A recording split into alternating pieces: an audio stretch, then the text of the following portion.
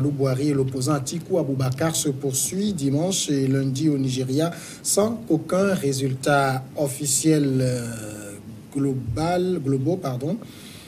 des résultats bien sûr officiels globaux ne soient annoncés, même si les deux camps se proclamaient déjà vainqueurs d'un scrutin généralement calme mais désorganisé.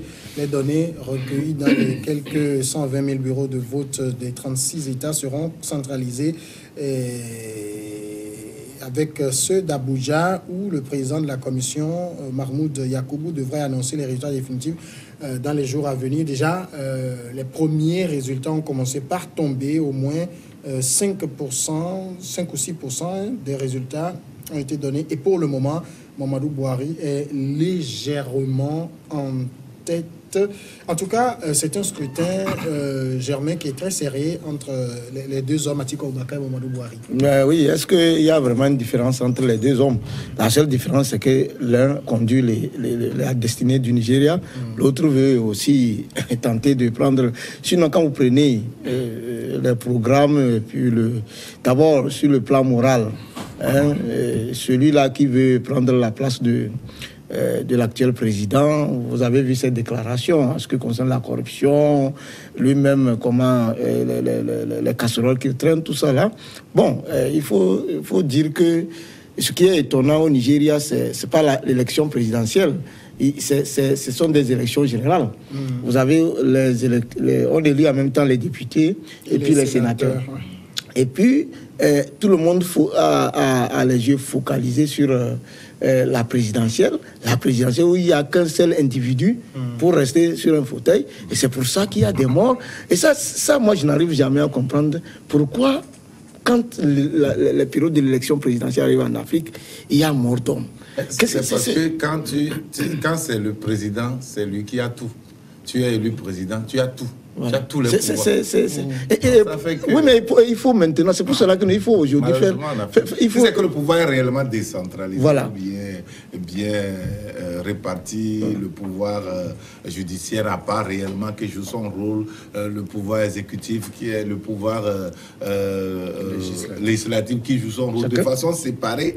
Je pense qu'on n'allait pas courir derrière un seul fauteuil pour engendrer des morts. Oui, mais quand même les députés, si vous luttez et vous dominez le Parlement, c'est un pouvoir. Vous voyez? Et donc, je me rends compte que finalement, voilà, le Parlement, on semble ne même pas s'intéresser. Comme en RDC, ce qui était, parce que c'était les élections générales aussi, mais c'est l'élection présidentielle qui attirait l'attention, tout ça. Et au Nigeria, aujourd'hui, on ne dénonce pas, par exemple, des blessés, des morts, tout ça là. Et on ne parle que de l'élection présidentielle. Donc, quand j'ai voulu, je me suis rendu compte depuis lors qu'il y avait les sénateurs qu'il fallait élire. Et pourtant, c'est des parcelles de pouvoir qu'il faut construire. Mais on ne regarde que le président. Comme on l'a dit, peut-être, c'est à cause des intérêts. Et nous savons que le Nigeria est un pays véritablement corrompu. La corruption est vraiment à haute dose là-bas. On ne comprend pas comment un pays pétrolier comme le Nigeria n'arrive pas à décoller. Mais voilà, qui n'arrive pas à décoller. Pendant que, aujourd'hui, comme je l'ai dit, beaucoup de pays africains souhaitent fédérer leur énergie et sortir du joug des Occidentaux. Mais si les gens doivent toujours faire la course à la présidence parce qu'ils veulent avoir tout et ils veulent aussi même accentuer la corruption et vivre, finalement, je ne sais pas quelle démocratie nous voulons en Afrique. Voilà. Dimanche, on a également l'opposition qui accuse le pouvoir de manipuler les résultats. Uche Secondus, le directeur de campagne du PDP, a déclaré, il dit c'est inacceptable, les résultats sont en train d'être manipulés par le parti au pouvoir. Oui. Je pense que même bien avant l'élection, même les Nigérians craignaient cela, qu'il devait avoir des guerres de chiffres et tout le monde lorgnait du côté de la présidente, du côté de Bouhari, parce que les manœuvres se sont multipliées pour pouvoir en arriver là. Donc, ça ne nous étonne pas que l'opposition puisse crier à Rossubodé. Le problème, c'est que les Nigériens sont fatigués des deux oligarques là, qui veulent les prendre en otage et le jeu est flou. Vous voyez un parti au pouvoir qui accuse l'opposition d'organiser des fraudes ou bien de vouloir frauder et l'opposition aussi à chaque fois. Et donc, il n'y a pas de confiance. La confiance n'est pas mutuelle. Et on pense que celui qui a gagné doit passer obligatoirement, ou bien ce serait passé obligatoirement par les fraudes. Et donc, c'est des lendemains qui sont vraiment inquiétants pour un pays aussi instable que le Nigeria, où on voit même des sorciers qui disent que si vous ne votez pas Buhari, c'est la mort qui va vous suivre. On va envoyer la mort même dans... Mais ça ne s'est jamais passé nulle part. C'est au Nigeria qu'on voit des choses comme ça, où des sorciers, grandeur nature, s'invitent sur la scène pour appeler à voter un candidat. Faut-il savoir s'ils sont sorciers. Mais c'est comme ça on les appelle. Oui, bon, c'est ce qui a été dit. Maintenant, je n'ai pas encore vu ce sorcier qui déclare publiquement « je suis sorcier ». Mais pour pouvoir intimider, il se donne cette air-là et dire que...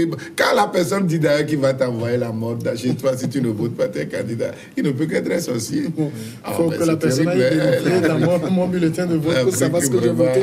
En tout cas, David, si les choses sont ainsi, c'est parce que PDP et APC au Nigeria, il n'y a pas une grande différence, hein, surtout en termes de...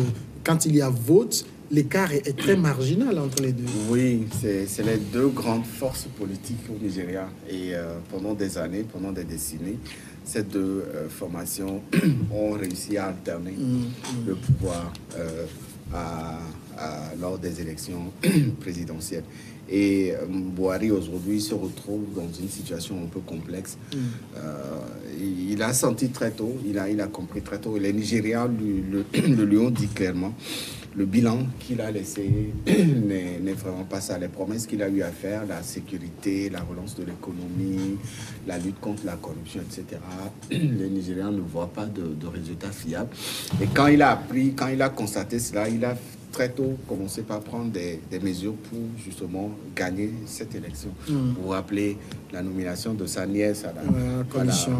Le limogeage du président de la Cour suprême. Du juge qu'il avait fait limoger. Et puis cette accusation qu'il porte à l'endroit de l'opposition, l'attaquant de vouloir voler les élections. C'est quand même assez extraordinaire qu'un parti au pouvoir ou un président au pouvoir organise des élections et accuse l'opposition de vouloir tripatouiller ces élections. Généralement, c'est dans le sens contraire, comme ça se fait au Sénégal. Bon, là-bas, les deux se font mutuellement. Voilà, et donc on est dans... c'est lui qui a commencé, c'est le parti au pouvoir qui a commencé. Ça veut dire que les signaux sont rouges. Ils ont vu, quand vous avez vu la grande mobilisation aussi, le premier report de l'élection il y a une semaine a fragilisé un peu les militants de Buhari. Et donc aujourd'hui, c'est quand vous voyez un peu la mobilisation, vous sentez qu'il y a cette volonté, ce désir des Nigériens de faire tourner la page de Buhari. Et Buhari avait été élu dans le temps parce que les Nigériens avaient besoin d'un président fort et solide, mais malheureusement, ces premières années se sont passées dans les lits d'hôpitaux à Londres. Ça a été beaucoup discuté au Nigeria. Les Nigériens l'avaient très mal pris, non pas parce qu'il va se faire soigner à Londres, mais parce que il a choisi l'Angleterre que son pays, alors que c'est quelqu'un dans son discours, on sentait un sort de patriotique, on sentait quelqu'un de nationaliste, mais très tôt les premières années de sa présidence ont démontré qu'il n'était pas capable. Il a plus passé de temps à l'hôpital que d'aller traquer Boko Haram et les pilleurs de la... C'est un dictateur. Il n'aime pas... Il s'accroche un peu. Il a été militaire. Ouais, c'est général de l'armée. Donc, il a ça dans le sang. Vous vous rappelez un peu l'anecdote de la conférence des chefs d'État à Lomé, où ça devait être le tour des anglophones de prendre la présidence de la communauté. Et compte tenu du fait que il a une élection en cours et qu'il risque aussi de ne pas être élu, et que si on lui donnait la présidence, ça risque d'être plus celui qui est élu. S'il n'est pas... Mais quand le Ghana a proposé sa candidature, il fallait voir la réaction de Buhari à l'époque, parce que, en fait, au premier abord, les lobbying ont été effectués en sa faveur.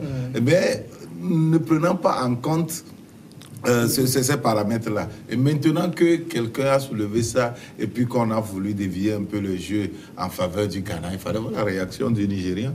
Si tu le voyais chétif comme ça, tu saurais que c'est vraiment un vrai général. Et il n'avait pas du tout digéré cela. Et donc, pour dire que il va s'accrocher jusqu'au bout au Nigeria. Moi, je ne vois pas Atiku Abubakar gagner. Je sais que au Nigeria, les élections se déroulent un peu à l'américaine, où c'est les grands décideurs qui choisissent leur homme, celui qui peut conduire, celui qui peut bien conduire les intérêts, incarner les intérêts des grandes puissances, où tout le monde vient pour crier, on veut lutter contre la corruption, il y a trop de corruption dans ce pays-là, mais quand ils viennent, c'est pour bien s'y imprégner et eux-mêmes participer à la corruption. Vous savez quoi, à Lagos, il y a eu un commissariat qui n'était pas de l'État, mais qui est resté pendant 30 ans. Les Nigérians n'ont pas su que c'est des soldats qui se lèvent, ils font des rafles, ils viennent, ils arrivent, ils arrêtent les gens, ils font les procédures, et ça s'arrête d'une manière ou d'une autre, ils ramassent tout. Mais le jour où on a découvert que ce commissariat ne fait pas partie des institutions de l'État. Mais quand ils ont été, on n'a trouvé aucun policier. C'est ça le Nigeria. C'est le même pays aussi qui a un service qui délivrait des visas. Je pense que c'était l'ambassade des États-Unis.